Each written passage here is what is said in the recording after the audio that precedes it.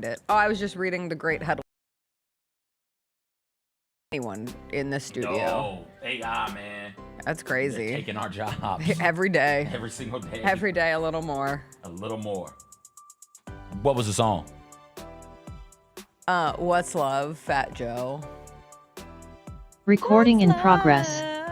Got to do with it. Got to do with it. What's love? Hey, I don't have that. It's about us. It's about us, girl. Did D-Nell drop it in the... I can find it. Yeah, fine. But I currently don't have internet, which is always a fun way to start the day, so please hold. Didn't he drop it in the Whatchamajangle? I believe Fat the Joe. Whatchamajangle, I believe he sent us an email with it. I have it. I found it. I don't have access to my email. I found it. Well, I don't have access to anything right now because I don't have internet. Fat Joe had a moment, man.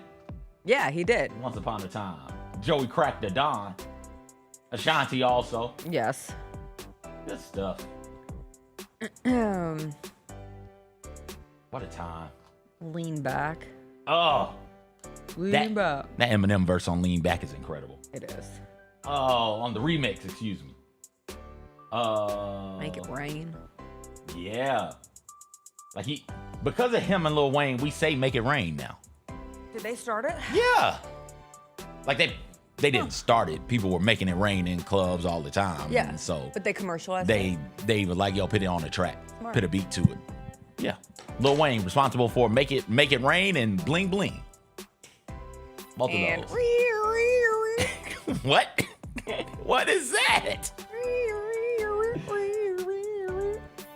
Like a cop car. Okay, I would really like internet. Oh, that's gonna be tough for you. I don't think you're gonna get it. Do you have it? Yeah, I have it over here. I had it over man. there also. Oh, man. Isn't this the second time you've had issues with your computer in like a week? Yeah. What have you been doing? What have you been looking at? That's a great question. What have you been looking at, Great question. Jessica? See, I almost called you Christopher. Conrad. That's not funny. Conrad. Don't get me confused. Shout out to my buffet, Buffet, bro. Yeah. Ready for the buffet that is Thanksgiving? At 8:30. I swear. I swear it if it is. What's up, everybody? It is Tuesday, November 25th. It is going to be a good day. Jessica Benson with you from the Grind City Media Studios in Memphis, Tennessee. CJ Hurt behind the glass coming up on today's show.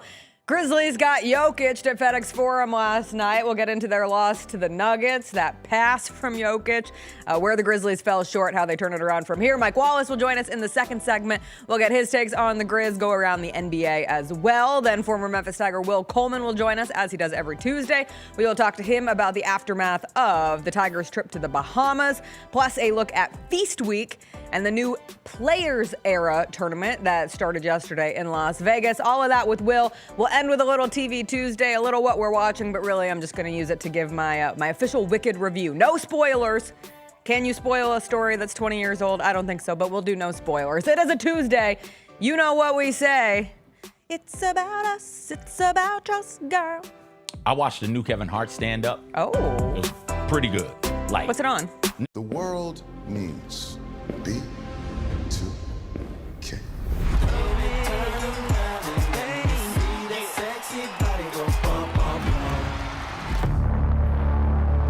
B2K's breakup was a huge shock to their fans.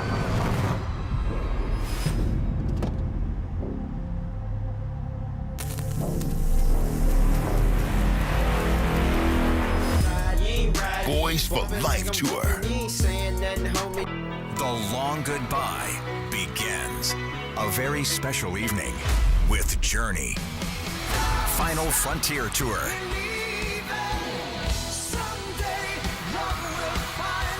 Journey. Tickets are on sale now at journeymusic.com. Your chance to say goodbye to the songs that changed our lives. Journey. Final Frontier Tour. Sonic Radio. Welcome back to Sonic RNDIO. That spells radio with me, the CIO. This just in, the new Sonic $1.99 menu lets you build a crave-worthy meal for just $1.99 an item, whether that's a creamy shake, crispy tots, or a quarter-pound double cheeseburger. This just out. Ostriches. They're mean, not very cute, and in my opinion, way too big for a bird. Don't miss the Sonic Fun 99 menu. 5 items, always $1.99. Live free, eat Sonic. Tax not included. See menu for details. Grizz Nation gets set for tip-off 1 hour before every Grizzlies home game with the warm-up show. Get the latest news, notes, and analysis live from courtside at FedEx Forum. Who's going to be the tougher team that rebounds and prevents second-chance opportunities? Join me, Lang Whitaker, along with Michael Wallace, Jessica Benson, and other personalities from Grind City Media, Memphis, and around the NBA. 1 hour before every home game, live at Grind City Media on X, YouTube, and the official Grind City Media mobile app. Watching the Grizzlies is easy with FanDuel Sports Network. If you have cable or satellite, you're all set. Find us on your channel lineup. You can also use your TV provider login to watch games on the FanDuel Sports Network app. No cable or satellite? Subscribe directly to FanDuel Sports Network online. You can also watch on Prime Video by adding a FanDuel Sports Network subscription. Not sure where to start? Visit FanDuelSportsNetwork.com to learn more. Now that's the new edition way. I feel like there's another level we can take it to. What you think, Mike? 2 steps ahead of you, Slick. What's good, bro? What you doing, man? I'm in. Woman, you don't even know what I'm getting ready to ask you. Here's the vision. All 3 of us on the same stage every night. Gonna be crazy. No barriers, no separation. It'll be like 9 kings and a queen. The next level starts now.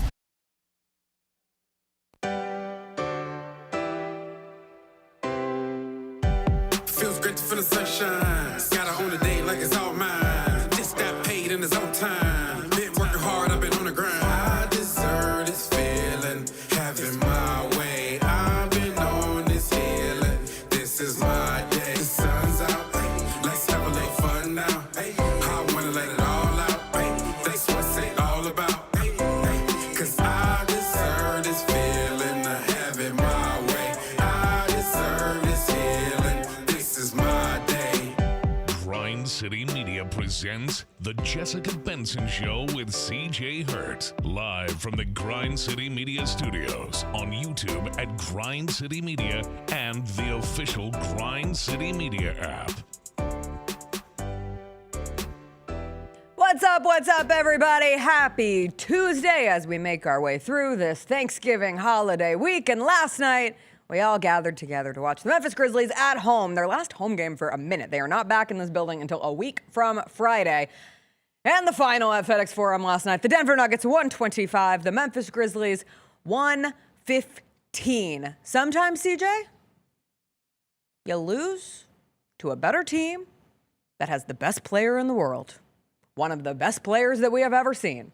And you had a Nuggets team that shot 51% from the three-point line with Jamal Murray and Peyton Watson going a combined 11 of 21 from 3. Somewhere this morning, Peyton Watson is still open in a corner, ready to hit another 3 for the Denver Nuggets. By design, right? Like the Nuggets may, correct me if I'm wrong, going into that game, I think they made about 12 threes per game, which would put them near the bottom, if not the bottom of the NBA. So the thought is, all right, they don't want to take a whole lot of threes. They don't make a whole lot of threes. So let's pack the paint and make them do things they're not comfortable doing. It's just last night they were doing it at a really, really high level. Even Zeke Nagy was making threes for the Nuggets. Listen, truly for me, last night was just an in-person reminder that Nikola Jokic will rip your soul with a whisper of a triple-double.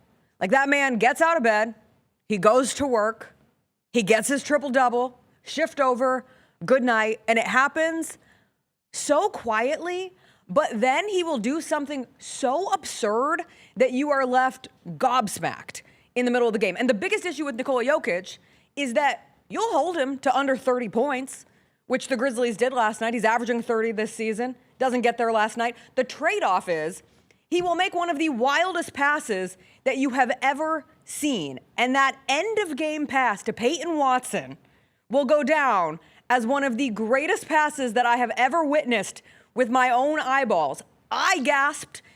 I swear the entire building gasped. Every jaw around me went like this, as we all collectively took in and awed and ogled over Jokic. Also, shout out Peyton Watson for making the shot, because I can't imagine not completing the play on a pass like that. We are able to look at it as a complete highlight. Even the Grizzlies bench was just like, what did we just witness? Gigi Jackson and I believe it was Jock Landell next to him just sit down, and like, their reactions are everybody's reactions. Look at these men, just cracked me up. So good. I mean, like, poetry in motion, art, cinema, science, Pulitzer Prize, like whatever it is. It was just a really, really beautiful pass. And people who look like Nikola Jokic are not supposed to be able to make passes like those. And yet he does, time and time again. I'm half asleep on my couch as the game winds down. It's like, okay, I think it's just decided. But the Grizzlies were making a bit of a run there late, and eyes are fluttering a bit, and I'm about to drift off into sleep, and I hear the collective gasp of everybody coming through the TV. I'm like, wait, what just happened? Somebody must have dunked it. So I'm looking around, like, okay, let me rewind it. Let me go back. I went back like 2 minutes and didn't see anybody dunk. It's like, okay, what did I miss? And then saw that. Like, oh, yeah. At any given point in time, he can do that. He can make that type of a pass. He can make that type of a play. He can make that type of a shot. Like you said, man, just rolls out of bed and gets a triple-double in the most ho-hum sort of way imaginable. It's like, oh, they've got Jokic under control tonight. Oh, wait a second, triple-double? No, they don't. They don't. There's no way. He took 9 shots. No way. Like, the Grizzlies scheme kept him in check. And one of those shots is the casual logo swoosh. Get out to there and end contest the third that. quarter. Go contest that. It's 2 seconds left. Make them hit the ball on and the floor. I love his reaction on that shot. Just because, the again, shrugs. the ho-hum of it all, his teammates are excited. Jokic sees it goes in, turns around, and is like, all right, everybody, I'm going to check out of my cubicle here for a few minutes, head to the break room. I'll be back in 5. Give me a quick 5. Give me a quick 5. No, it really is an absurd thing to witness. I think the pass from last night probably usurps my previous favorite Jokic pass that I have seen in real life with my own eyeballs, which was here at FedEx Forum, where he had like a 70-foot alley-oop. This was from 2023. The cameraman didn't even know what to do. Like, the hands were on the rim by the time the cameraman realized, Show it again. Jokic is throwing a 70-foot alley-oop pass. It was a beautiful thing.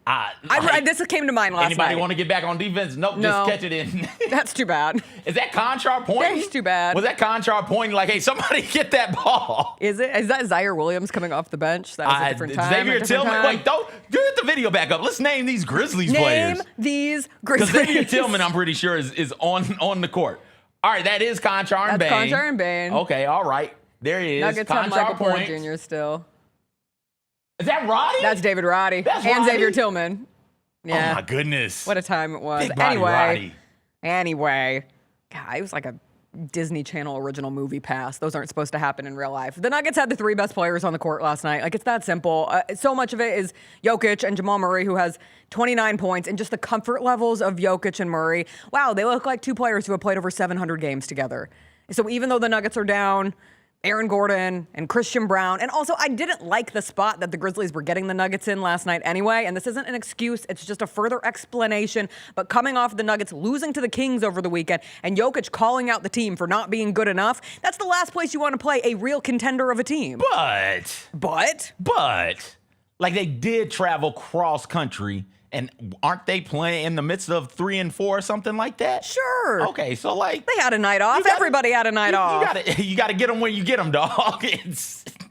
That result you didn't get them. That result was going to be whatever that result was going to be. I'm just not going to sit here and be fuming over the Grizzlies losing that game. And honestly, it was pretty damn deflating when Zach Edey got hurt in the first quarter, and you get the notification that he's doubtful to return with a head injury. Nobody knew what happened. We've all identified this play early on in the first quarter where he takes a Jokic arm to the back of the head, but it seemed pretty innocuous, and he played another 3 minutes after it happened. But Jacob texted us, why is Zach Edey in the locker room? I hadn't even realized that Zach Edey had gone to the locker room, and then it felt like it trickled quickly of, oh, where's Zach Edey? And then we got the notification from Grizz PR, doubtful to return, and then we never saw him again. And we didn't get a whole lot of clarification after the game outside of the understanding that he was hit in the head and he had a head injury and he didn't come back. And the Grizzlies next play tomorrow, so we'll see what the injury report looks like. But it was everything about last night felt like a spotlight on, we get to watch Zach Edey and Nikola Jokic go at it. And we saw Edey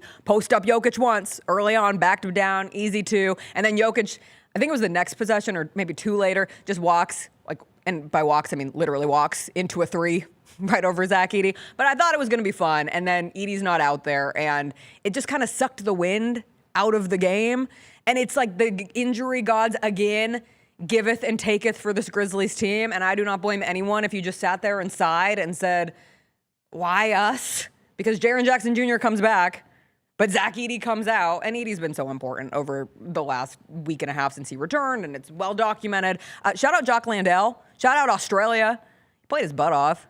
Played 31 minutes with Edey out last night and had a double-double, and he did a good job getting to the basket, also hit some threes, had 26 and 10. I thought Jalen Wells got back into an offensive groove, which you hope is something that perhaps carries over. Season high 22 points from him. He had some really nice, flashy moments, like a little step back behind the back shot, a fadeaway at one point. But the Grizzlies just came up short. They fought.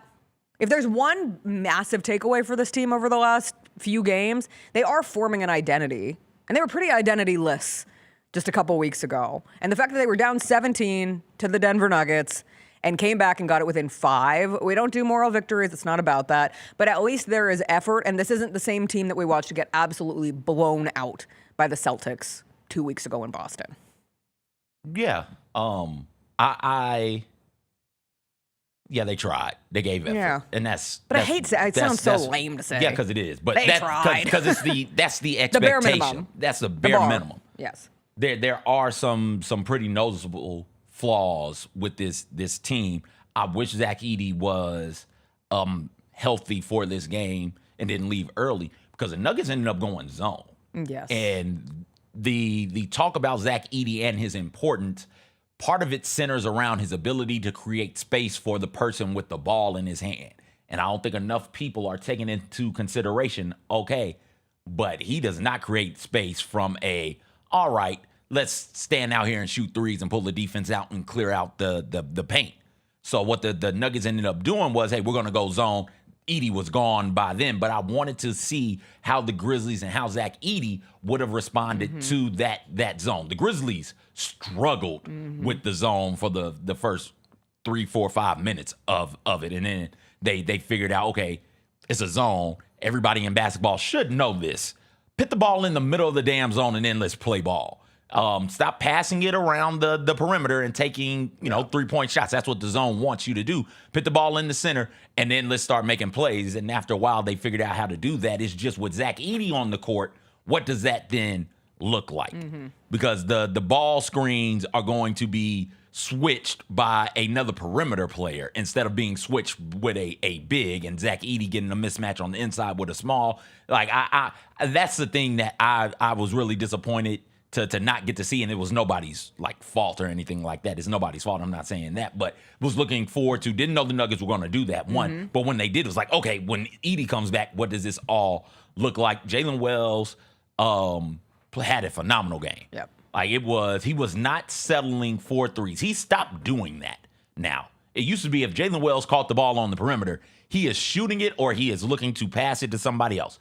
Now he is willing to put the ball on the floor and get to the rim and then see what happens from there.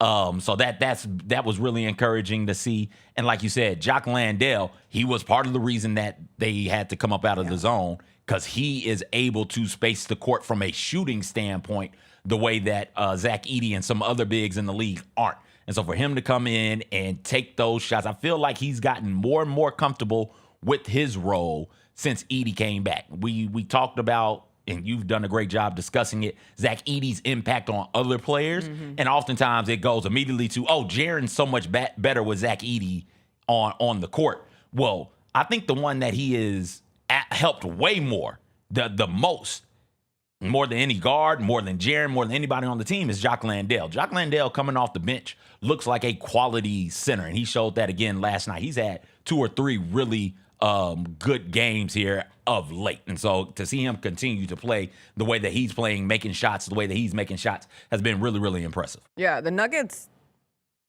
won the non-Jokic minutes pretty heavily last night. Like, the Grizzlies were not able to capitalize on when Jokic was off the court. And I know down the stretch, it was just the best players making really good plays between Jokic and Jamal Murray as superstars take over the game. That's what they do. But I thought Jock Landale held his own very well going up against Jokic, and obviously what it gives you on the offensive side as well. The Grizzlies ultimately being 16 of 47 from 3 felt like a miracle because they missed so many of those shots early. And Jaren and Santi being a combined, 1 of 13 from 3, and they were getting good looks, right? They weren't not all of them were settling. Who was getting good looks? Santi got good looks. Okay. And Jaren settled a bit from 3. But then there were other times where I thought he was aggressive, especially those early. To go back to when Jokic went off the court early, it looked like there was a switch flipped from Jaren of, I'm going to get to the basket. And then that switch flipped off again. And it was a frustrating night for Jaren. I don't know if he was still feeling the effects of the ankle injury. He came back, but he was well enough to play. Plus minus is a flawed stat. We say it all the time. He was a minus 27 last night. And those fouls, man, they're so frustrating. Like the first offensive foul call that he got, you just got to get out of the way. Like, if you're moving, they're going to call it. It called it on the other end. And just so often it's a situation where he's either getting called for an offensive foul or he's reaching.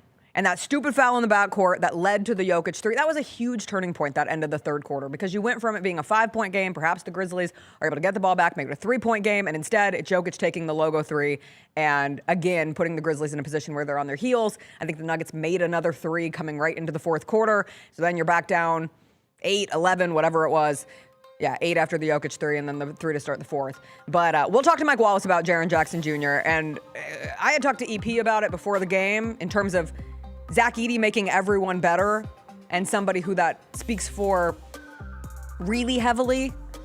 Well, 2 players, but one's out in John Morant. But Jaren Jackson Jr. on the court last night, and then removing Edey from that situation. So we'll get Mike's take on how Jaren can be better, how this team can now go into another stretch of games against below 500 teams, where they have the Pelicans, who did get a win last night, a rare Pelicans W as they beat the Bulls. They get the Clippers, and they get the Kings before they ultimately play the Spurs again next week. So we'll talk to Mike Wallace about all that, go around the NBA too, after a quick break.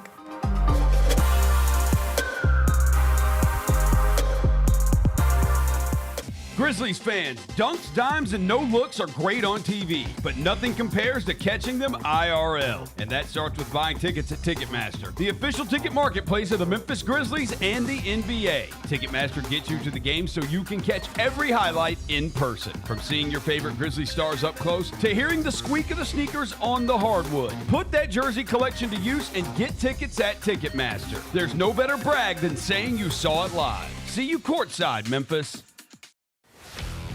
Let's face it, there's a lot of trash talk in basketball, but the great teams let their performance do the talking.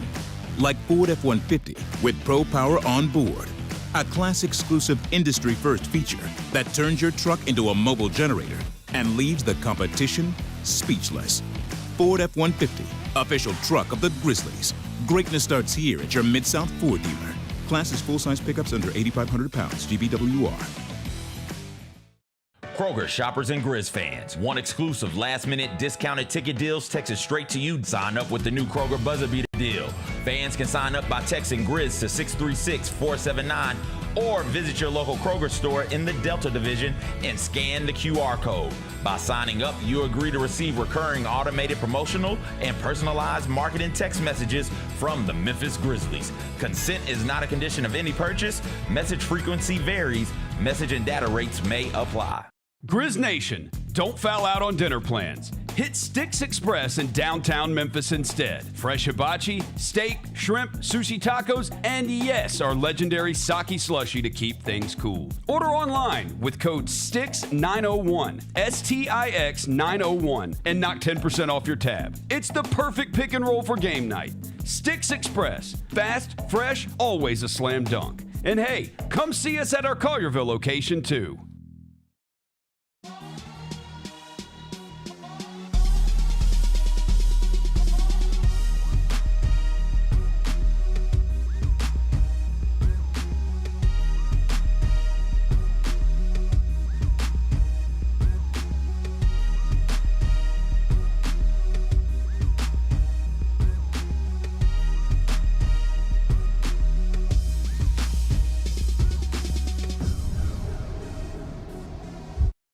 Calling all collectors! Topps NBA basketball trading cards are back. It's available in the Grizzlies Den by Fanatics and online at Topps.com. Rip into bold color parallels, electric inserts, relics, and autographed cards from today's biggest stars and the next gen talent. Look out for rookie cards of Cooper Flagg and Dylan Harper, plus Grizzlies favorites John Morant, Jalen Wells, and so many more. You don't want to miss this drop. Grab your set before it's gone.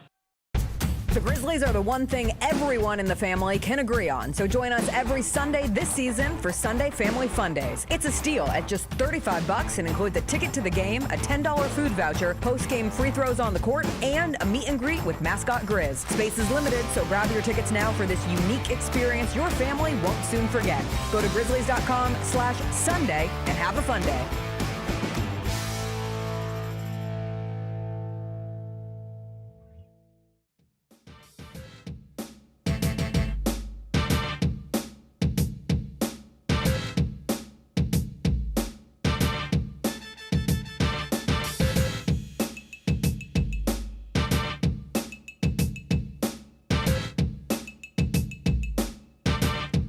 Welcome back. It is Tuesday. That means it's time to catch up with Mike Wallace, senior editor at Grind City Media. And before we get into the happenings of last night's Grizzlies game, everybody give Mike Wallace a very big round of applause and congratulations. He got his master's this weekend. He's a graduate. Yes. Congrats. Thank you, guys. Thank you. Much appreciated, man, and much love to the Grizzlies. For helping me on that journey, to get this master's in digital communications, and also, just everybody I'm working with, man. You guys inspire me, and it pushes me to continue to want to be the best I could be. You know what I'm saying? To be a good teammate. So thank you, guys. I appreciate that big time. It can't be you guys, Mike. I can't be inspiring people. That's not true. Take that back. When he got that diploma, when he moved the little tassel, he said, "CJ inspired me." Ain't no way. Ain't no way. Yeah. It's impressive stuff.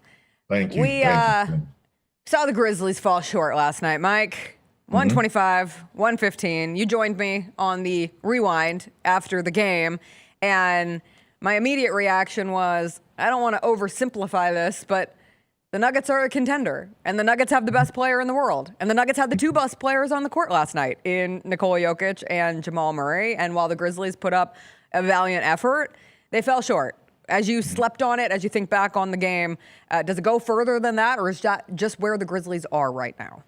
No, that's just where the Grizzlies are right now, right? When you have, and I think what struck me as I watched it and analyzed it, and knowing that we were going to do our rewind and then going into the locker room, I was really trying to think, man, what can I ask these guys at this point that I haven't already heard or that they haven't already talked about?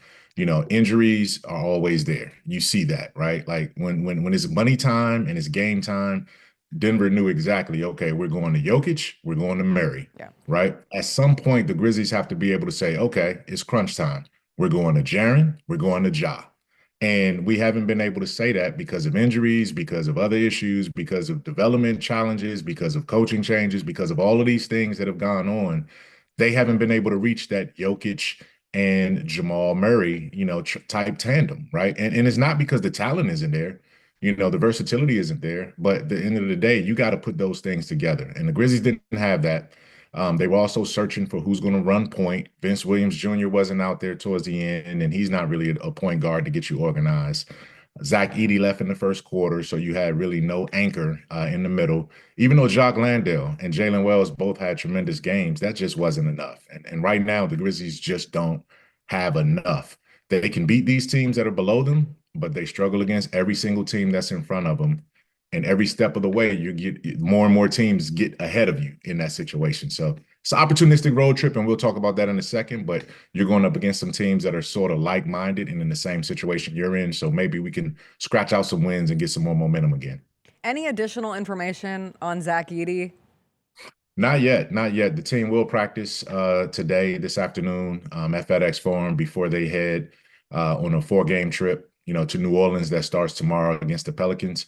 So, right now, the speculation, obviously, we tried to go back through the game and find when the blow happened. The closest that we saw was Jokic and Edey getting tangled up, but it didn't seem like it was a debilitating blow because Zach still played. So you never know if it's trending towards what it seems to be, like a concussion type thing that you're tested for. This could impact his next couple of games, in terms of if he has to pass any protocol. So we'll learn more when Isolo is asked about it. I'm assuming he's going to be asked. He should be asked about it today after practice, and we'll see an injury report that comes out at 5 p.m. today with Edey's status update. Jaren Jackson Jr. last night, 16 points on 7 of 16 shooting, goes 1 of 8 from 3, and he was a minus 27 in this game. Had some tough fouls, a critical one there at the end of the third quarter.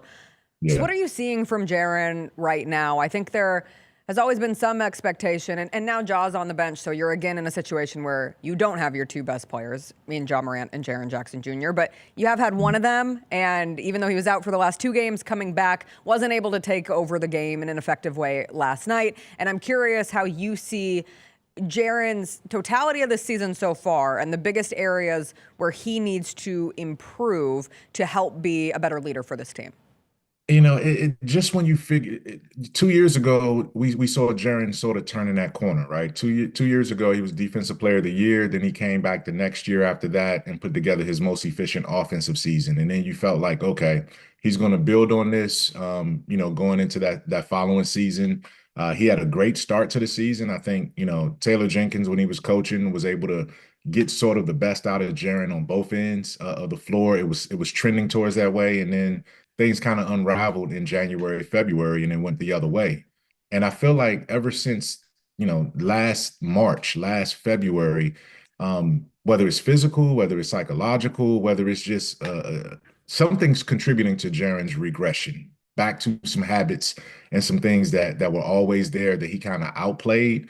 But now those things are just more difficult to outplay when you don't have your other guys around you that are the better players, and you also haven't really taken your game to the next level. Now, having said that, there is some grace to be extended because this man is coming off of summer toe surgery, and he wasn't able to work on his game. He wasn't able to do a lot of things leading into training camp and early in the season.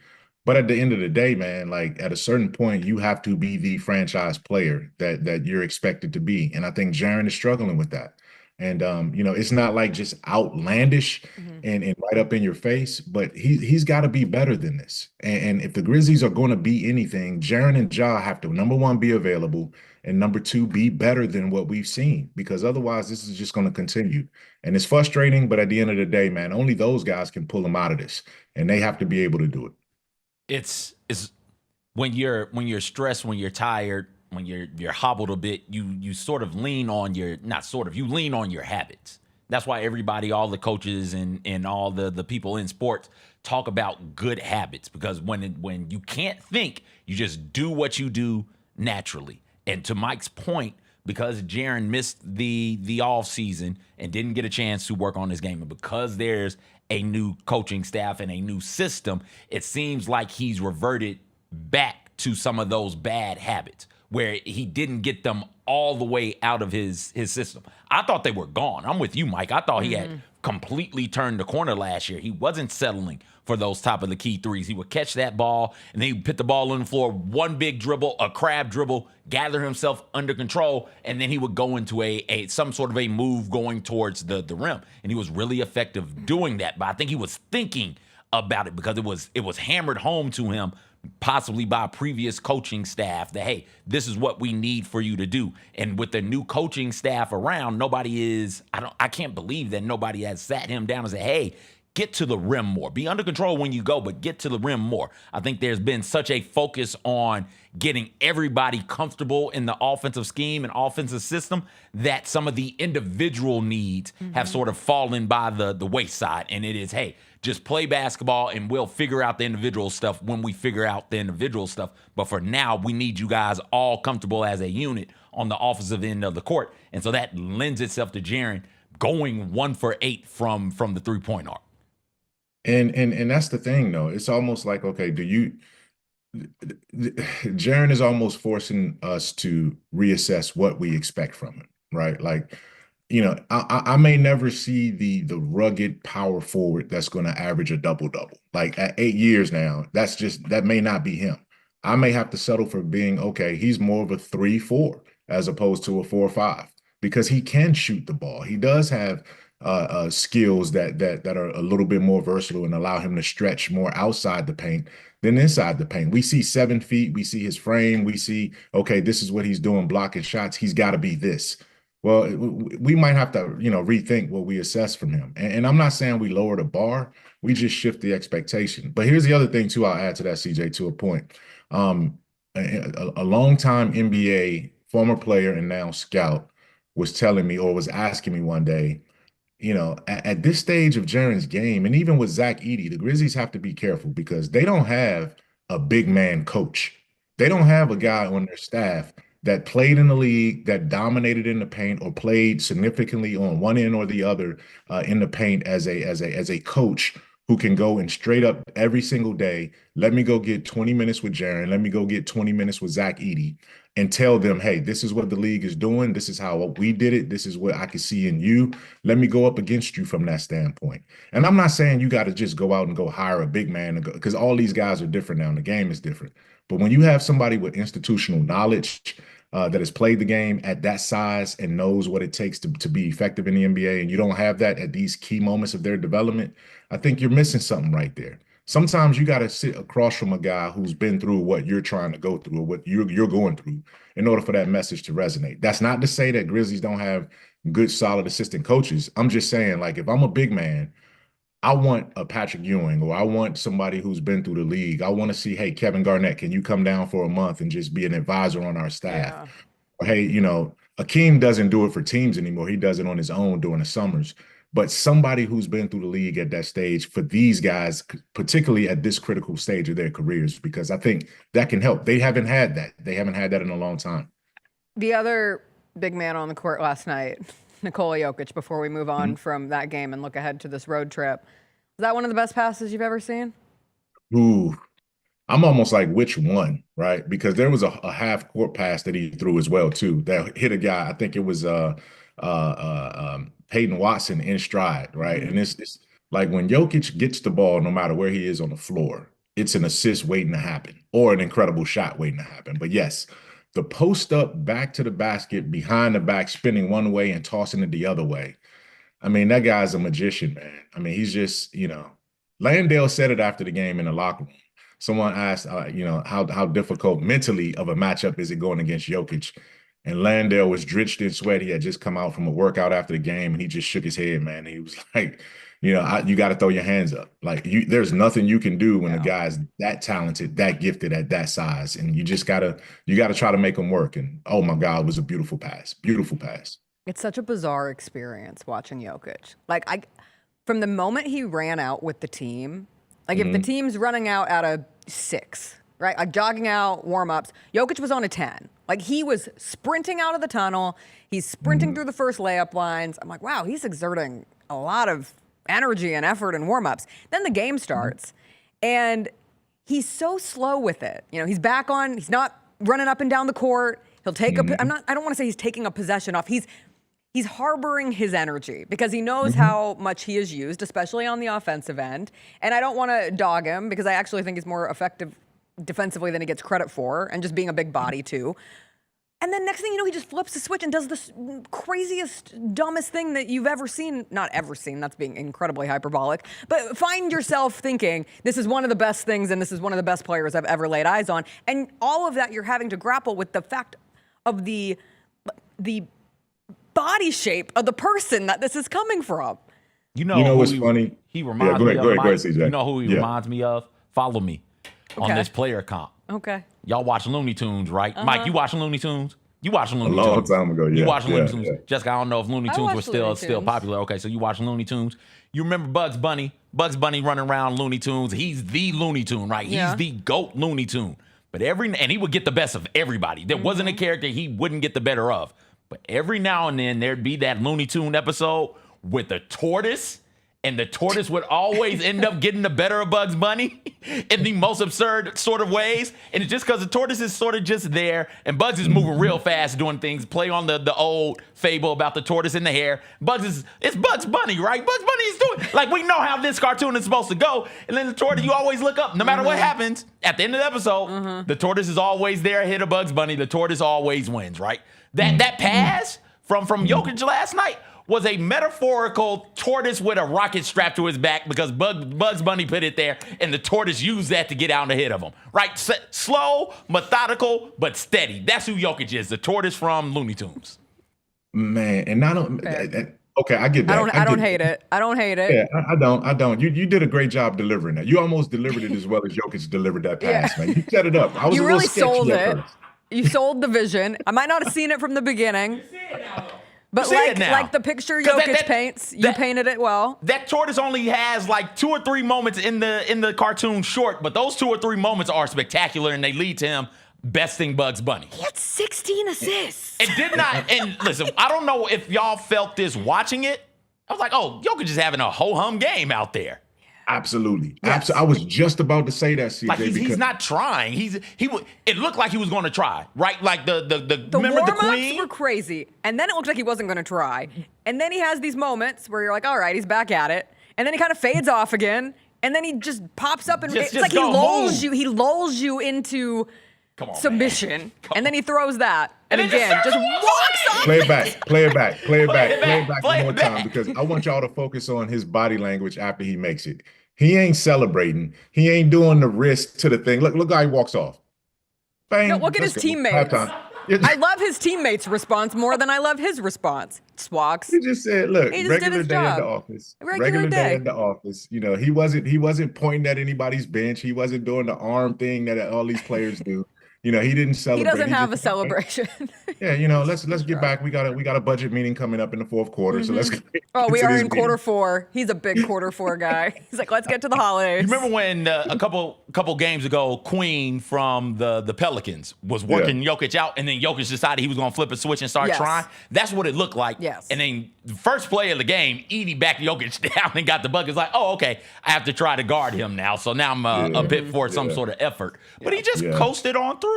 Just like, and that's all the thing. That's the thing. And it's not when we use words like coast and don't try, like those are so often negatives. But with him, it's complimentary. He coasted to a 17, 10, and 16 game. I want to coast. That's incredible. And I looked up because I was like, hold up, man. He doesn't seem like he's dominating this game. And then I looked up at halftime, and he was almost at a triple-double, like at halftime. Like he just didn't score a lot. But then he said, okay, this is my moment of the game. We're sparring with these guys. And now I think the Grizzlies kept fighting back. All right, Jamal, let's go ahead and do our thing. And then they just went and did their thing, man. And again, Jamal and Jokic weren't always like this. They had some growing pains their first few years. You know, you weren't sure what Jokic was going to be. He was a second-round pick and an afterthought because everybody dismissed him and didn't think he was going to be a great player. We all know the story. He was drafted doing a commercial. You're in a Taco Bell commercial. Yeah. But the way that he's worked his way through this, some players are the system. It doesn't matter who's coaching them. You know, Adelman didn't come in and try to reinvent the wheel or anything like that. He saw what he had in his player and said, okay, let me figure out. And again, it ain't about new players coming in because Denver changes players all the time around Jokic. But they did get Jonas Valanciunas. They gave him a legitimate backup center. They figured this stuff out, right? The guys that are young continue to develop. They know what they want to do, and those guys are available. And again, all of this sounds like it's coded towards the Grizzlies can be there, but at a certain point, they have to get there, right? That's a team you're going to have to pass. We're not even talking about Oklahoma City or Houston. You got to get past a Denver team that does these things night in and night out because they're reliable. And that's something that the Grizzlies have to work to, and hopefully they can get there. Do you think this is the year Jamal Murray finally makes an All-Star appearance? Ooh. Because they're doing the World versus USA. So it's 8 world players, and he's Canadian. Yeah, he's Canadian, so he could qualify for that. But you also you only have 8. I mean, there's a lot of players out there. You know what I'm saying? We were talking on the double post last night, even whispers, Dylan Brooks. As an All-Star? Shh. Hey, you know what? He should be on there. Don't knock it. He'd make the game. Can you imagine Dylan Brooks in an All-Star game? You think people don't care? Find that man. I can't. That'll be amazing if that happens, man. But yeah. Obviously, he's I'm talking about like the 8th person that we're including. I do think there is a mix of international players who, for that 8th slot, will be a difficult fit where it's not a shoo-in for a Jamal Murray in that case. All right, so you got all right. So the automatics Jokic, Luka, Giannis, Shea, Wemby, and Wemby. So there's your 5. That's 5. Lauri Markkanen is pretty great so far this season. That's another one. Okay. What we doing with Siakam? I know the Pacers are bad, but are we got to hold that against them, I guess? Ooh. That's a tough one. And I'm sure there's a couple guys that we're just completely forgetting about in there somewhere, right? I don't know what the better of the Wagner brothers are doing right now this season, but he certainly would be. Franz is lighting it up right now. Franz is playing really well. Okay, so yeah, he would certainly be one. It's he say Murray will get in there, and then Dylan Brooks. Let's see if he'll squeeze his way on the other side. The chat told me to put down the edible. So you just wait. You just wait till we're having this conversation in February. I'll circle back around on it.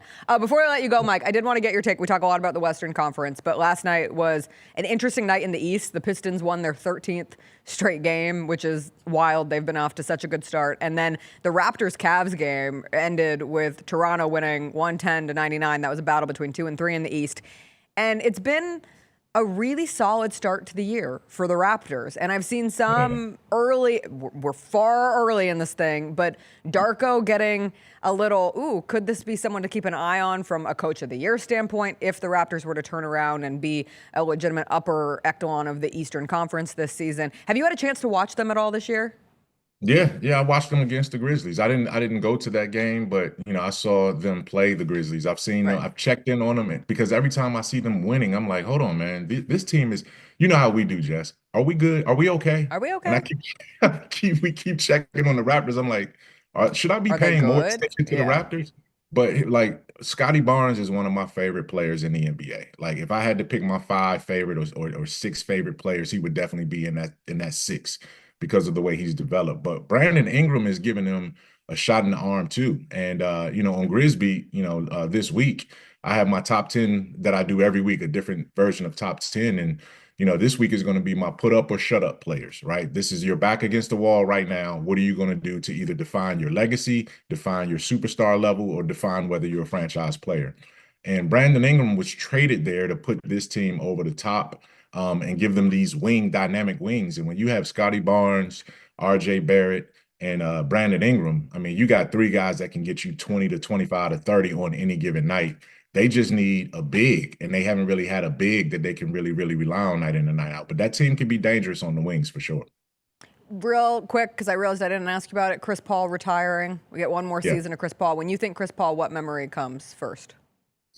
Oh man, those New Orleans days, you know what I mean? I could say the Oklahoma City days too, but those New Orleans days when he had David West and Tyson Chandler, and they were throwing lobs, and I just remember those early days when they got to New Orleans and they were trying to establish that franchise right before Katrina or right around Katrina, if I'm not mistaken. And just seeing how dynamic and young he was at that time. He was the LeBron and the Carmelo's little brother.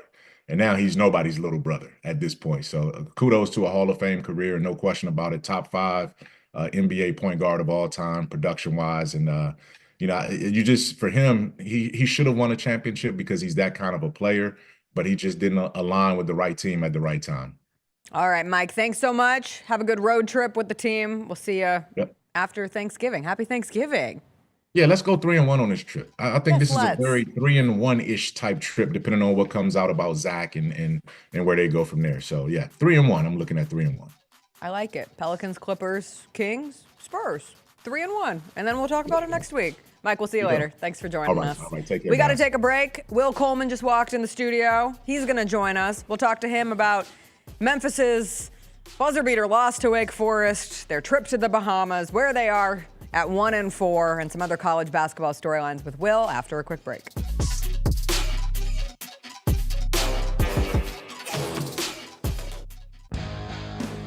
Grizzlies fans know it's the team that gives you the edge. Big River Steel does too. And much like the Grizzlies have recruited legendary talent, we want you to be part of our team. Are you ready to be part of something legendary? Then visit www.bigriversteel.com. That's www.bigriversteel.com.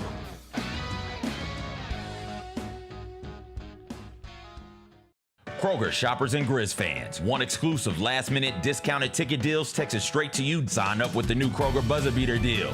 Fans can sign up by texting Grizz to 636-479 or visit your local Kroger store in the Delta Division and scan the QR code. By signing up, you agree to receive recurring automated promotional and personalized marketing text messages from the Memphis Grizzlies.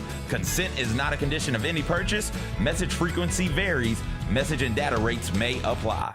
Sonic Radio. Welcome back to Sonic RNDIO. That spells radio with me, the CIO. This just in, the new Sonic $1.99 menu lets you build a crave-worthy meal for just $1.99 an item, whether that's a creamy shake, crispy tots, or a quarter-pound double cheeseburger. This just out. Ostriches. They're mean, not very cute, and in my opinion, way too big for a bird. Don't miss the Sonic Fun 99 menu. 5 items, always $1.99. Live free, eat Sonic. Tax not included. See menu for details.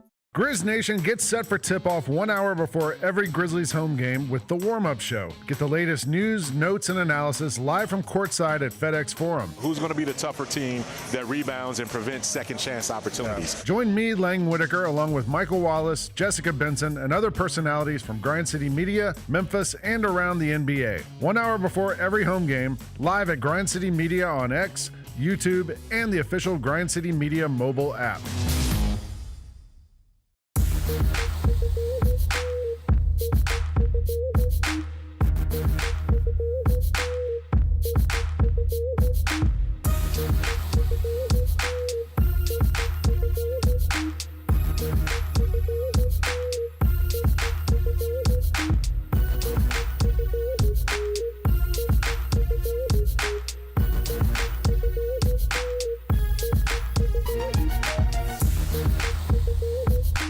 Grizz Nation, Friday night just got a whole lot better. Introducing Buckets and Brews, the ultimate way to tip off your weekend. Every Friday this season, grab a terrace-level ticket to the Grizz game and 2 12-ounce Miller Lights for just $55.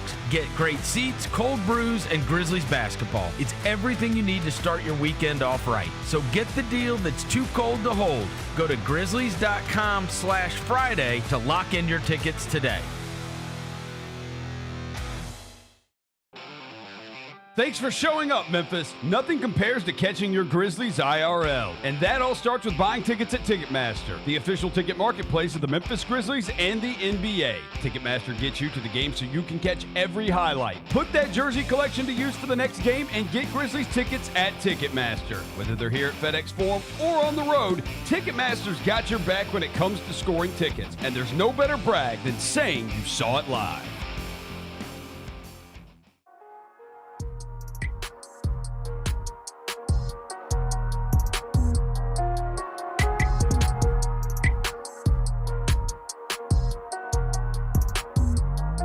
The 6th annual Grizz Shop Local is here just in time to tip off holiday shopping. Show your support for your community with local small businesses on display in the FedEx Forum Grand Lobby on Saturday, November 29th. No place like home, and a gift means more when it's made in Memphis. Visit grizzlies.com/Grizz Shop Local for more information about this year's vendors. It is Tuesday. That means it is time to catch up with former Memphis Tiger Will Coleman. Will, you join us on a happy week because it's Thanksgiving week. But an unhappy week for Memphis basketball, who took a tumble in the Bahamas. It's a lot of it's a great week, but it's a lot of unhappy things on my heart right now. I'm sorry. And I know CJ and you both are very appreciative of Thanksgiving, but I need to address something really quick before we get into basketball. I love everybody, okay? I love every single soul on this earth. But everybody deserves some love to some capacity. Interesting. But Caucasian people got to stop making stuff up. And because I was at work yesterday, and somebody brought an apple juice pie to work. Excuse me? Oh, what now? Apple juice pie. Explain. I'm not making this up. I'm not making this up. Can you explain the difference between an apple pie and an apple juice pie? It was an apple juice pie, and it looked like baby food. My people? Yeah. He said Caucasian. I know. He said Caucasian immediately. And I knew it was a work potluck thing. Yeah. I knew it was a work potluck. somebody made an apple juice pie, and I was dumbfounded. Like, I didn't even know that existed. Did they say it was a family thing? I don't know. And you know what else I heard Were of? they proud of it? Yes. Because I can kind of hear like hey, I brought an apple juice pie. Somebody had apple juice pie. I was just like, so this actually brings up an interesting conversation that I was going to have with you at the end, but we'll just do it right here. Yeah, we get it out the way. Address the elephant in the room, and then go basketball. Yesterday from Axios, where they did most uniquely popular Thanksgiving pie by state. And I thought it was interesting that with this graphic, they put Tennessee along with a couple other states as other. If we can pop this up so that the people can see where these pies are. Oh, CJ, it's in Slack. It's okay. How's this on me? It's okay. Yeah. Last night. I put it in the rundown. It is in the rundown. I I stopped talking as soon as I saw that. Yeah, don't blame me. I'm not blaming you. You know what else Caucasian people got to stop doing, Will? They got to stop blaming me. That's true. There it is. There we go. Jacob, is that who we... But I thought this was such a weird list of pies, for one. Cream, pumpkin, French silk, sweet potato, strawberry rhubarb, peanut butter, coconut custard, and other. And I had never really thought about how geographical pies are, because pumpkin pie is really popular on the West Coast, which would make sense as to why I am a pumpkin pie fan. But when I'm here in the South and I say my favorite pie is pumpkin pie, I'm often met with eyes that look at me like I'm some crazy white person. Somebody gonna tell you to leave the function. Exactly. If you show up with a pumpkin pie. But growing up on the West Coast, if you don't have a pumpkin pie at Thanksgiving, that's not a Thanksgiving dinner. So this made more sense. But Tennessee being in the other category. That's crazy. Chess, pecan. Apple juice. No, it's not apple juice. It damn sure ain't apple juice. It ain't apple juice. Also, who's having peanut butter pie at Thanksgiving? I've seen that float around on social. Yeah, I'm familiar with peanut butter pie. I mean, I love a peanut butter pie. Yeah. Don't get me wrong. I've never had nasty it. too. Never had it. It's but good. You don't like it? Nah, man. You know what y'all do though? Y'all will casserole the hell out of anything. We just had a casserole conference. When we go in there, we were in the GCM office space. We shut the door. I literally just had a conversation Thursday with Rob, I think Devin, Roser, Jenna, and the rest of the crew over there about the way some communities casserole everything. Man, it's a very Midwest thing. Yes. But then it's sometimes, like for Thanksgiving, we do a green bean casserole. That's staple in the Caucasian community. But not in like where I grew up. Like Colorado wasn't a big casserole territory. Down here. But I think like Minnesota, Iowa. Yeah, man. Broccoli casserole. I got plenty of Caucasian friends. And I bounce around to multiple Thanksgivings. And I've shown up to Thanksgivings where it's just turkey and all casseroles. Yeah, got sweet potato casserole. You got the green bean casserole. There's a odd like potato salad-esque casserole sometimes. Like certain communities. Hash brown casserole. Hash brown casserole. That's good now. Awesome. I eat a hash brown casserole. Yes. Wait. I'm eating all the casseroles. I'm not saying it's a bad thing, but it is a thing. It's a thing worth noticing and noting that certain communities casserole the hell out of some dishes, man. Right. Now, listen, I enjoy green bean casserole. I like that. I like it because of the savory nature of it, and there's a nice little crunch to it as well. I'm not knocking it, but I am acknowledging that dish comes from a certain type of community. Yes. Yeah. I own that. I don't own apple juice pie. What the hell is in apple juice pie, Will? Man, I don't know, man. You weren't curious enough to just ask? Because, you know, sometimes it's like going to a black household and you ask who made the potato salad. You just don't ask. I just didn't want to ask. I didn't want to piss nobody off. Oh, okay. So it was just there? Did it have a Did people place eat card? it? Yeah, it was getting eaten. Oh, my gosh. Were was people it a saying certain, it was good?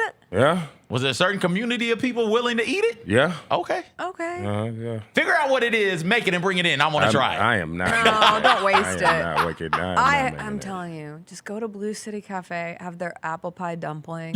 Man, you know who got the best apple pie? Shout out my boy Mike. Love him to death. Let me tell you something. Butcher Shop. Best apple pie in the city. Really? Butcher Shop got the best apple pie in the city. Okay. Shout out my boy Mike, Emily. I've never been. Hey, let me tell you something. Best apple pie in the city. Well, it sounds like you I got would the like hookup. to fight with the apple pie Nah, skillet at Blue City Cafe. help us get in. You want me? Butcher Shop is a I got hard you. spot to get into. I got you. Listen, I got you. I'm gonna make sure we get into the butcher shop. Yeah. Friday is perfect because you go in there. It's like $20. They do hamburgers like all the leftover beef and stuff. Yeah. We gonna go. Okay. I'm gonna take y'all. Not this Friday, but one Friday. One Friday we're gonna set it up. I'm gonna set it up. We're gonna go in there. We're gonna get some hamburgers. We're gonna get some apple pie. Let's do it. I'm straight up. I got you. Okay. Let's do it. I got you. I We're love gonna a make it happen. burger with an apple pie. Yeah. We're gonna make it happen. An elite combo. There was a restaurant in LA that just did burgers and apple pie. And I was like, why don't more places do this? We can do. We own it. I'm on my calendar. I got you. Okay. Thank you. What's your favorite Thanksgiving dish? Probably gotta have some, I don't know, mac and cheese, but I will tell you I love when I have candy yams and greens and they touch and the juice. Yeah, see? when y'all let them things touch. Gotta let them touch. You gotta let them touch. CJ's chat question of the day. Gotta let them touch. Gotta let them touch. Where do you stand on food touching? 45% of the vote giving to a little touching ain't never hurt nothing. Yeah. 21% best part of the plate is the touching. Man, you gotta touch it. 18% touch. Man, I mixed that ish, dog. You gotta touch that thing. And last but not least, hell no, I need separate plates. Nah. The only time I don't need separate plates is Thanksgiving. Thanksgiving is my hall pass of foods touching. I don't love foods touching outside of Thanksgiving. I'm okay with it, but I don't seek it out. When I was a kid, I had those little like divider plates, like a real loser. No. Now I've learned there's beauty in things being mixed and shared together, and Thanksgiving is the best. Well, candied jams and anything is a great bite on a plate. Well, you gotta let them things gotta Yeah, touch, yeah. dog. Them things gotta touch. Yes, sir. That's right. Gotta touch, let them dog. things touch. Let them things touch. Okay. Also, all right. Speaking of things. Shout out our boy Lazy Bed, who said the appleless apple juice pie is a viral recipe sometimes referred to as a depression water pie. Creates the illusion of an apple pie using only apple juice, spices, and thickeners. Throw it away. So it's a recession pie. Yeah, pretty much. Budget Speaking pie. of indicators, also, don't quote anything else from that account this week. Oh, I'm so sorry. I forgot. It's that time of year. Get out of here, Buckeye boy. Suck out, boy. Anyway, speaking of depression, how about those Tigers, Will? Did they eat apple juice pie? Maybe they need an apple juice pie. Now, you think that's what solves Fire it? them up. Just get angry. Who the hell made this? And then they play like wild banshees. From the made free throw to the shot that won it for Wake Forest, walk me through your reaction to the end of that game.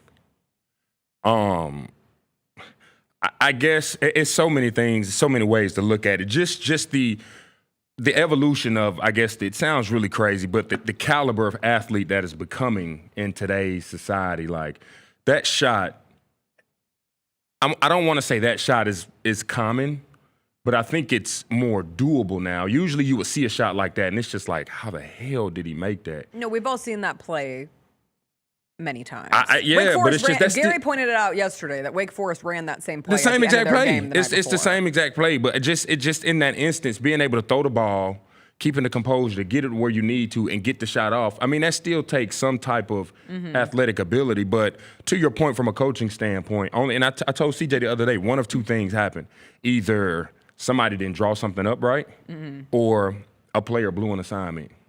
Because it's like, how do you lose your man in something like that? Because are you not communicating? Hey, in an instance like that, I'm switching everything. Switch everything. But there's no screen set.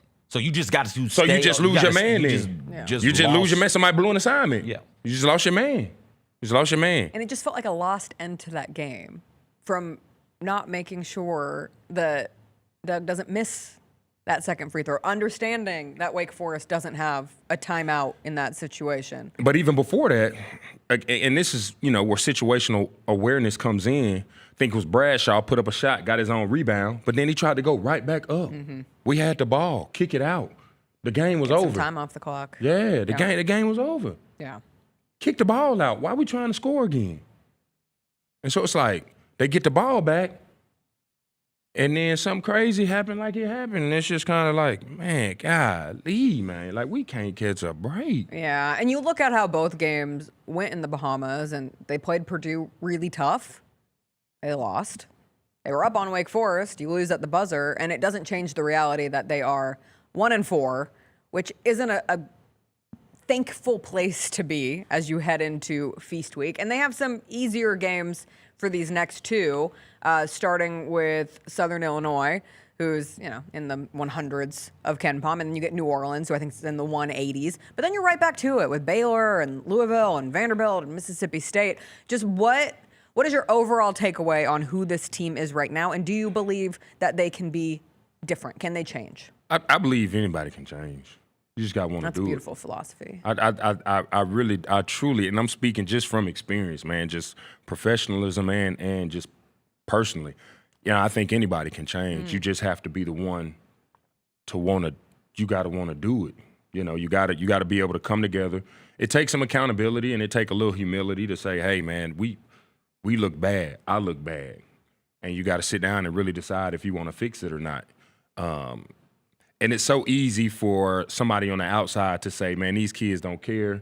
They only playing for money and stuff like that. But you just got to have a sense of pride, man, and really get out there, because out of these next few games, we got to go. Man, I was telling CJ, we got to try and swing at least 2 out of the 3 or 2 out of the 4 of the big ones. Obviously, I don't want to overlook, New Orleans and SIU and things like that. We got to take care of those games, because right now, the way we look, we could lose those games. Just being honest. But if we take care of business, we got to be able to at least swing 2 out of the 4 coming up next week, because they all undefeated except Mississippi State. They look phenomenal. I know that technically you're supposed to take one game at a time. We got to take care of SIU. They're gonna be it's gonna be a very tired team. They've played, I think, 3 games in the last 4 days, or four games in the last 5 days, something ridiculous.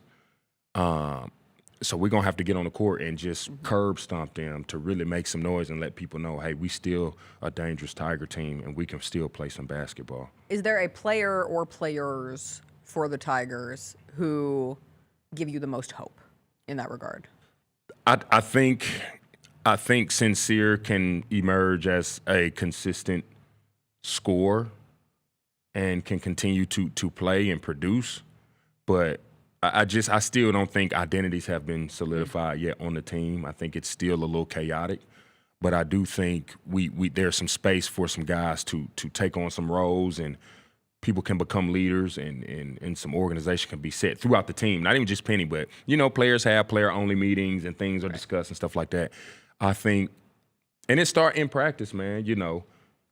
When I played with the Tigers, I was the fastest person on the team. So Pastor used to always, Will, you better finish first on all the sprints. Showing up first, leaving last, just doing things around, just having the professionalism around the program to show people that, hey, I'm going to help lead this team, and we're going to change some things around here.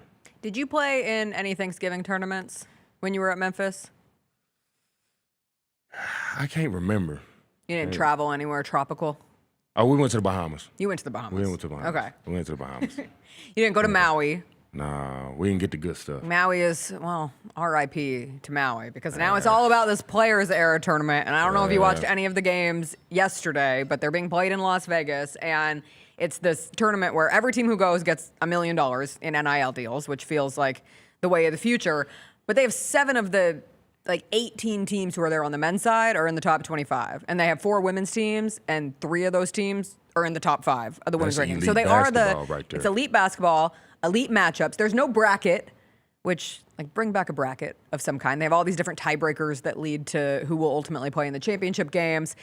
The shots yesterday, there's no fans there, Like, nobody's there. And you put that in contrast with what you're kind of used to seeing from, even though it was Maui, even though it was hard to get to, even though it was expensive, you had fan bases of these teams that made it a Thanksgiving tradition. You know, I like that. You show up, no fans. Oh, you like no fans? Man, whoever wanted the most. That's where, because it's like if you in the stadium, right? Yeah. And you playing, the crowd, the adrenaline, you amped up, you know, you tired, you get an extra, you know, that extra oomph. But if you in the stadium with nobody, it's like who wanted more? You playing against, it's almost like to where you offended if you're not invited. But it's so sterile. It's like it doesn't look good. It I'll don't say on that. It don't. But we talking straight up hoops right now. Like it ain't. It's just me and you. I'm feeling it. Take you back to like AAU, just random backwood country. Yeah, man. Take you back to high school basketball. Yes. You're just playing in middle of nowhere America. Exactly. I remember when random team. Well, then make the gym look like that and not state of the art Las Vegas. We played a team. Flashy. In high school, I remember like it was yesterday. It was the name of the school was called Randolph Clay. I played at a school named Pacelli, a high school. We went to Randolph. It was like in the woods, dog. Yeah. It was nothing out there but hoops. Now we got our ass kicked, but it was one of those situations. Like, man, it was as country as you can get in the middle of nowhere, and it was just like, man, we about to beat the brakes off y'all. We don't care if it's a million people in here or nobody. Like, and it was fun. You know, the butt whooping wasn't fun, but just. Hoops, man. You gonna get me into a whole nother. Basketball used to be so simple, bro. Now it's just money and complications, most exposure. It's just, but. Did you watch any of those games yesterday, CJ? No, I didn't catch any. I only saw the Syracuse-Houston end because I did all of watch a sudden some my of that husband yesterday. was suddenly all in on Syracuse, and then they needs a lost win. in overtime. He got the Niners. Come on. He does have the Niners. He had to watch Brock Purdy throw 3 picks, but he has the Niners. won. They won. That's all that matters. I do think having a premier event, like a real tournament with that many teams in November, if it becomes a thing, if it catches on, is cool for the sport. Like, you have Feast Week. So do you bring it stateside? It's in Las Vegas. Oh, I thought you said. Oh, I'm thinking no, Maui. It used to be the small number of teams going to Maui. This is like pushing Maui out. So you have the Maui purists who are upset that that's being phased out and the good teams aren't there because now these teams are getting paid to go and play in Las Vegas, and it's one more thing in Las Vegas, which from a soul standpoint, I wouldn't call it the most soulful place of So where would you, events. if you had to, neutrally, if you had to put it somewhere, where would you put it?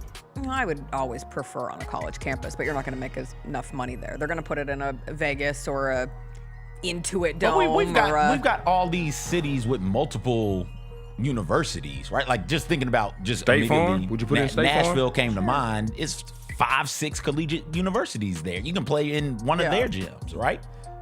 Like, you can make that work. If you want to do 20 teams in a spot, you just get to one of these cities that has multiple college campuses and you just play there. Put them in the woods. Put 'em in Kentucky. Like Will just said. Put 'em in back of Kentucky somewhere. Speaking of multiple courts, street ball it. Put them on. Put them at the precinct. It's like 4 courts out there for them to hoop on.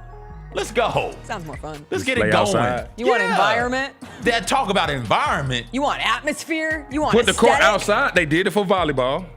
You put basketball court outside. They put them on carriers, right? For the tip off. So yeah, let's get it going. Put them outside. All right, well, I hope you have a very happy Thanksgiving. I hope no one brings an apple juice pie. Man, don't do that, man. And I hope the Tigers get a couple wins before we see you next. I hope so. Fingers crossed. Fingers crossed, man. All right, we got to take a quick break. We'll come back. We'll do some TV Tuesday, what we're watching. I'll give my official Wicked review. No spoilers after a quick break.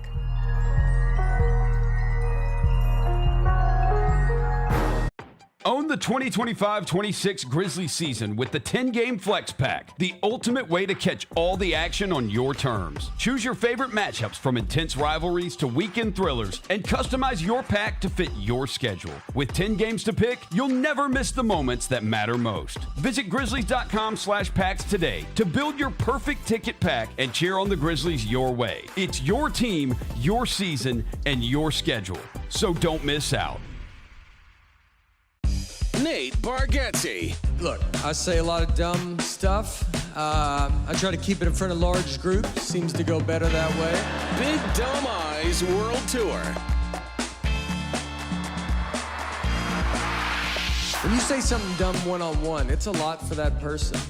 I'll say it, then I can just feel that they feel the weight of my life on their shoulders. Tickets and info at NateBargatze.com. Don't miss the Big Dumb Eyes World Tour. Nate Bargatze. Thanks for showing up, Memphis. Nothing beats catching your Grizzlies IRL, and nobody knows that better than you. So next time you want to hit up a game, Ticketmaster's got your back with tickets to every upcoming matchup. Whether you're catching the Grizzlies at home or on the road, you'll find tickets at Ticketmaster, the official ticket marketplace of the Memphis Grizzlies and the NBA. Keep putting that jersey collection to use and get Grizzlies tickets today. There's no better brag than saying you saw it live. See you courtside again soon, Memphis. Jeff Dunham, Artificial Intelligence, his all-new tour. Jeff Dunham. You're the other white meat. How can you be so smart on one hand and so stupid on the other? Well, you're half of it. I realize I could have avoided all this years ago with one simple word. I do not. Silence! Don't miss a Memphis. Friday, April 10th, FedEx Forum. Tickets on sale Monday, September 29th at JeffDunham.com. Memphis. Monday Night Raw returns with non-stop action, unmatched energy, and the superstars you love. We don't get mad, we get even. We don't go home till we beat them. This is our time, we are leaving. Witness the moments you'll never forget. Monday Night Raw, Memphis. Monday, February 16th. Tickets and ringside packages on sale next Friday. The only thing better than Saturday Night Hoops is when it comes with an exclusive Grizz hoodie. Every Saturday this season, $60 gets you a Grizzlies ticket and a limited edition Grizzlies hoodie. 4 different hoodie designs dropping across 4 Saturday games. Not sold anywhere else. Don't miss your shot to collect all 4 designs. Grab your tickets and gear up now at grizzlies.com/Saturday.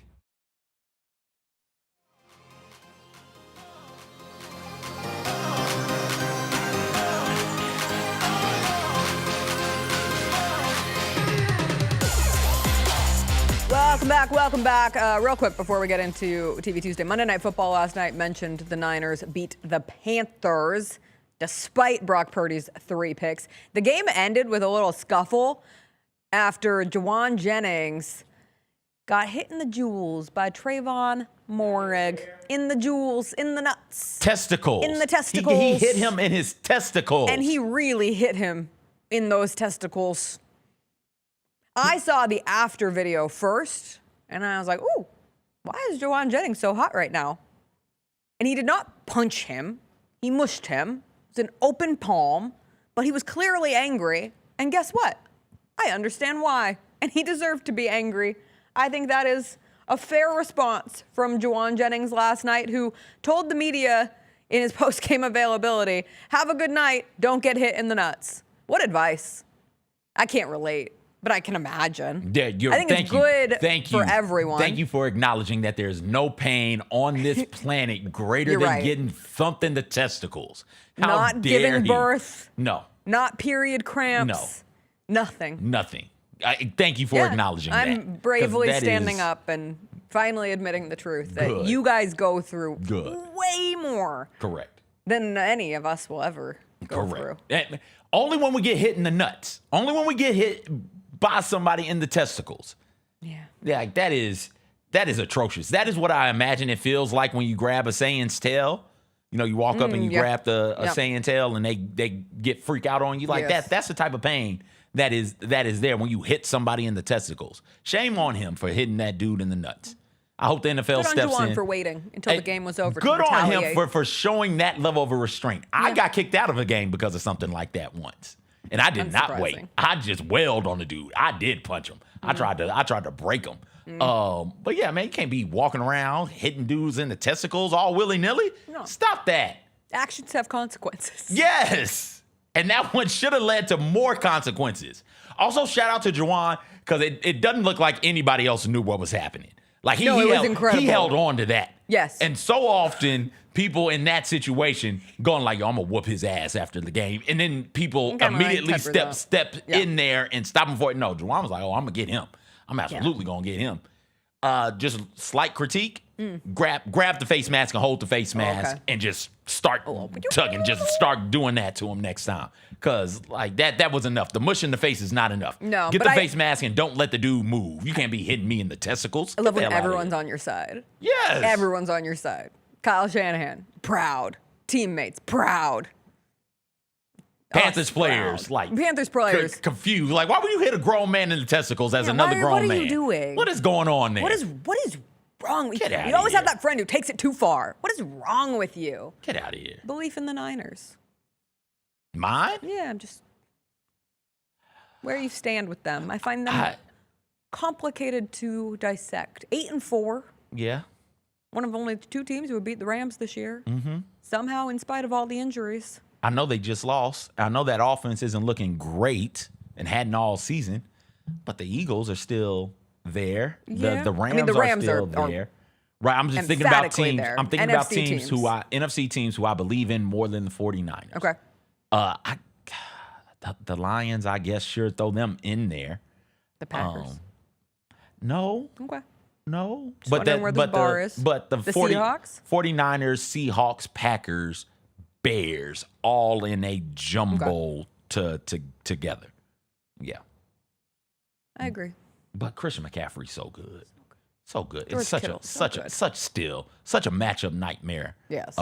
Christian McCaffrey is, and when you've got that type of a piece on the offensive side of the ball, you can do some really creative things if you've got a smart enough offensive mind. Kyle Kyle Shanahan is that. They block really, really well. They have, like you said, Kittle, and if Jennings is healthy, you got him as well on the outside. Like, man, they're. Don't believe in them to get to a conference championship game. But if they got there, I would not be surprised. I'm going to be like, oh, how did they do that? No. What about you? Same. Okay. Just from a legacy standpoint and a coaching standpoint and a skill player standpoint, nothing would surprise me. But I also would not be surprised if they lost in the first round. Yeah. Or took a tumble here at the end of the season. Like, it just feels fragile. But you do get solid points for who you have been and how you have maneuvered those injuries. Like, they could have been a team that just completely dissolved into, it's just a throwaway year. It's been tough injury-wise. There's nothing you can do. And instead, they've won 8 games. So, impressive stuff. I saw Wicked for Good. Speaking of impressive stuff, I did. And I have to say, when I went and saw Wicked for Good, the least important part of my experience ended up being the movie itself. Before I get into how I feel about the movie, bring back cinematic experiences with your friends. Because I had the time of my life with a little group of friends as we went to Chili's and had $6 terribly awesome margaritas, Wicked themed. They were out of the fancy glasses. They were out of the wand. They were out of the little hat. It didn't matter. We had a good giggle fest as we ate our triple dippers that hurt our 30-year-old stomachs and had our margaritas and then went to the movie at like 9 o'clock. And so it wasn't a midnight movie per se, but it took me back to the nostalgia of midnight movies with friends growing up. From the time I was like 9 years old was when the first Harry Potter movie came out. And me and my first grade best friend are sitting there waiting till midnight with our candy that we brought in our pajamas with our parents, waiting to see Harry Potter, and then seeing all of those movies, seeing whether it be The Dark Knight or Iron Man, or my group went to Transformers, even the Twilight movies, just what it used to be like to make an event out of going to a movie. It's really fun. And like, I really feel that my resounding memory of seeing Wicked for Good will be that experience I had with my friends and how hard we laughed and how we've been laughing since and the inside jokes that came out of it. Like, we just don't do that very much anymore. I go to a lot of movies by myself. I go to a lot of movies with my husband, or we just wait until they're available to watch at home. And there is something about the experience of going to a cultural phenomenon with a group of people and experiencing it in that group. So I did really appreciate that. It's a phenomenon for a reason. You get 1, maybe 2 of those a year. Maybe these days. I mean, going back to last year, you got Wicked. The year before that, you got Barbenheimer, right? Sure. Like, the year before that, I guarantee you it was something. The year before that, I do believe it was Endgame. The year before that was the movie before Endgame, Infinity War, whatever. right? Like you get the year before that was Black Panther. You get those types of things. One of them. I think that some of this is just us being older, and we get to do so many different things that we want to do, be it go to concerts or festivals or random sporting events, Games, season trips. ticket holders type stuff, trips and things of that nature, that we forget that you can also have that type of an experience going to see a movie with your buddies, just getting together, making a day of it, dinner and a movie, and just hanging out before the movie, watching the movie, and then hanging out after the movie. Our Marvel movie mates, that's the whole fun of the Marvel movie mates, is getting some of that. And we end up going to Paradiso, and every now and then we step out of the movie. It's like, hey, anybody ready to go home? No? Let's go cross the street and grab some ice cream and just chit chat. Like that is something really, really fun. I think that we as adults should remember, like, hey, we can go to the movies also. Let's get out there and do that instead of just hitting up the bar all the time. Now, maybe if Friday night tickets weren't $20, it would be easier, but that's just me. That's a little expensive for a movie regularly, but it was worth it for the experience sake. And as it comes to For Good, and I will not spoil, even though I think most people know the story at this point. If you don't, congratulations. You're in for, I would think, a tonal surprise if you've only seen the first one and you're expecting something on the same level as that, because as I discussed last week, the act 2 of a musical is notoriously not as strong as the first act of a musical usually. It is a shorter situation. It usually has less of the biggest, flashiest numbers. That's not to say there aren't really good numbers. I really struggled in watching this movie from two different lenses, from an amateur movie critic who loves to look at film and cinema and what makes a good movie, not necessarily a fun movie, and then we get into the highbrow art versus lowbrow art, and that's fine. But I struggled from that lens and the lens of nothing could make me hate this movie. Nothing could make me have a terrible time watching Wicked for Good, because it's not about what I'm seeing. It's about memories of me and my friends screaming El Kanaman at the top of our lungs when we're like 12 and having no idea what it is and just doing it because it's the Elphaba song and no good deed.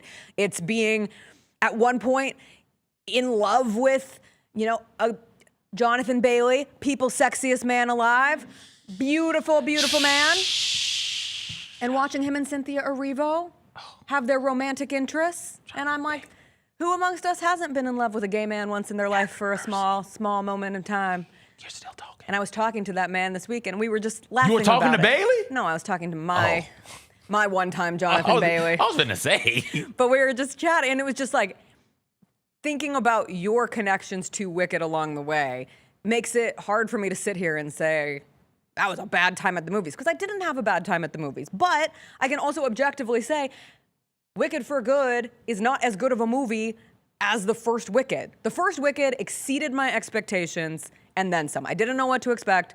It was better than I ever could have imagined. The performances from Cynthia Erivo and Ariana Grande were on point. I didn't know how I felt about the Ariana Grande casting of Glenda. She took that role. She ran with it. I think that if they had made Wicked into one movie, I think Ariana Grande and Cynthia Erivo would have won awards for it. And because they didn't, I'm not sure that they will.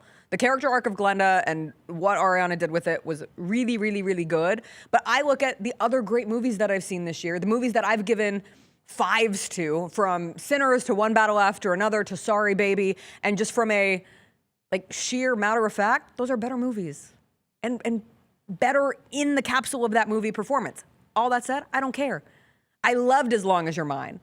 I cried like a baby during For Good. I did find myself in the middle of the movie thinking, am I even emotionally invested enough right now where I'm going to cry, when I was convinced that I would absolutely 100% cry? And then I still cried. And it was a beautiful moment. And apparently the end was improvised, which is nuts. And those two's relationship, Cynthia Erivo and Ariana Grande, has been really charming to watch. I know a lot of people like to dunk on it and make fun of it and whatever, but they clearly had a connection in filming this movie, and they mean a lot to each other in their lives. And at the end of the day, this is a story about friendship. It's also about ending fascism, but it's about friendship. And I thought that part was beautiful to see. Now, all musicals are heavy-handed. This musical is heavy-handed. The new songs, terrible. That's my second Charles Barkley terrible in 2 days, but oh my God. Just, why add them? Ariana Grande, Glenda's song, The Girl in the Bubble, is one of the most heavy-handed musical theater songs I've ever heard. And in an industry, or a genre, I should say, that is all about heavy-handedness, that's like the meanest thing I can say about a song. The lyrics are so dumb and so basic and really don't do anything in a pretty emotional part of the movie. So I didn't love that. Ariana Grande, or Cynthia Erivo's Elphaba song was like a little bit better, but still, waste. There's a lot of time between good song to next good song in this movie, and that can feel like a long time. But I think people will really enjoy it. It's crushing at the box office. It does have a competitor in Zootopia 2, which comes out this week, and Zootopia 2 might overtake it. I might do me a double feature this weekend. They're all PG, which is interesting. I was listening to my business podcast this morning, and just this idea that the most watched movies of this year will all have been PG, from Wicked for Good, Zootopia 2, and the Minecraft movie. And if that means anything, I do think, like, if you can take your family to a movie, that is still a family outing. And maybe that is from the experience sake of, like, what am I spending my money to take my kids to? And obviously it's going to be PG. Wicked for Good didn't have to be PG. They could have shown us Jonathan Bailey's butt. I said it. Have mercy. I said it. I didn't need the children in the theater. There was a baby crying in my theater again. Jonathan Bailey's butt. Can you imagine? Can you imagine? I'm trying. You keep talking. My God. That baby was crying because the baby wanted to see the butt as well. Yeah. Yeah, no, I think it just means that, this year had a couple of PG movies that people were really interested in.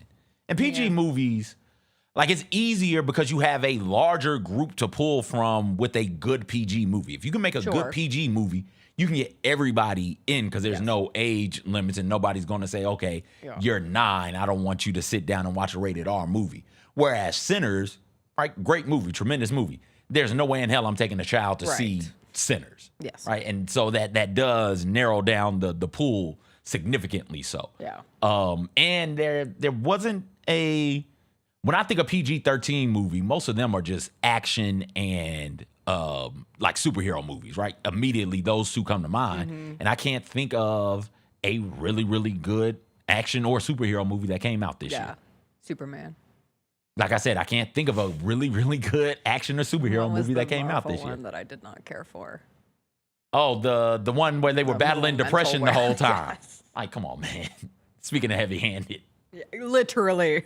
That's how it felt. But I think you'll have a good time. You left it. How did you feel when you left it? I was like, angry. what emotion? I was angry when I got home. Oh, really? That was the emotion that you had? I was frustrated. Okay. Because you think they could have done more and with then the material. woke up, like, being like, why are you frustrated? Like, just enjoy it for what it was. Your frustration is because you thought they could have done more with the material? Yeah. So well, I thought if they were going to turn it into a second movie, flesh out the Wizard of Oz stuff a little bit more. If you're going to have the time, don't spend it on 2 meaningless songs. Also, Act 2 is so reliant on getting really good performances from the supporting cast members. Like, you couldn't ask for anything more from Elphaba, Glenda, Fiyero. Crushed it. I will never forgive the world for not giving us Cheryl Lee Ralph as Madame Morrible. I like Michelle Yeoh. I thought she was horrible in this movie. Oh. Yeah. And I'm not that critical often, but yeah, that's how bad. And I thought Jeff Goldblum as the wizard, meh. Okay. And I just needed a little bit more. The animals are cute. Okay. Save Spoiler. the animals. All right. Spoiler. I mean, there are animals exist. Oh. Elphaba's trying to save the animals. We know this. This is a play based on a book? Yes. Okay. All right. And the Have book you goes read the more- book? Yes. Okay. And I think the book did a better job of setting up the characters and their motives and their emotions. And this feels... When is the setup supposed to happen? If you're doing the movie, does the setup happen in the second part of the movie, or does It could have been done more in the done in the part. first, or more in the first or the second? More in the second. Okay. It would have needed to be more in the second. I think when you're watching it as a musical, all musicals have plot holes. They're musicals. When it becomes a movie, you can shore that up. Giant light on it, where it's like, this doesn't make sense. Because the second part of the musical is like 40 minutes. It also top. doesn't make sense. Yeah, it doesn't make sense, but that's 40 minutes Why is top. Dorothy... Sorry, I said no spoilers. But that's 40 minutes tops, Yes. right? Like, but in a movie, you got at least an hour and a half, Yeah. sometimes more than that, Yeah. to tell the story. You can use that time to shore up plot holes that were in the play. Plot holes. There's some weird editing jumps for a movie that cost $1 trillion gajillion dollars. You'd think it'd be close to perfect. I was like, what is this? Anyway, when you see it, we'll chat a little bit more because I have one main issue. The worst thing of the whole thing, they overused the term clock tick. And now that I've said it, you're going to think about it every time you hear it in that movie. It's the dumbest phrase. Instead of a moment, it's a clock tick. So just give me a minute. Just give me a clock tick. Why? What a dumb word. It's a clock tick. Hope everyone has a clock tick of a day. That Made doesn't me even really make mad. sense. Exactly. All right, everybody. Have a wonderful How can I rest have of a your... moment of a day? Just a clock tick. Okay. It's a clock tick. Don't ask questions. It doesn't make sense. Gary Parrish is coming It's on in a clock provocative. It tick. gets I the got to get people over going. there. Yeah, so do I. Okay. I'll see you over there. Oh, God. God. Everybody have a wonderful rest of your day. Bye.